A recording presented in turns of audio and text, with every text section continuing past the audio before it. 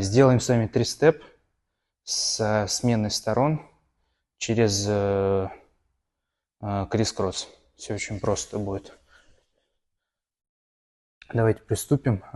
3 степ. Обычный. Самый обычный 3 степ.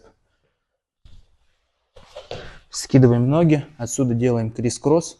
И возвращаемся киком обратно. То есть крисс, кросс и возвращаемся обратно. То же самое в обратную сторону. 3-4. Также можете попробовать сделать вариант с ногой в воздухе после крисс-кросса. То есть мы с вами делаем 3 степ, крисс. Отсюда вот эту ногу мы ее выбиваем сюда в кик, не ставим на пол. 2.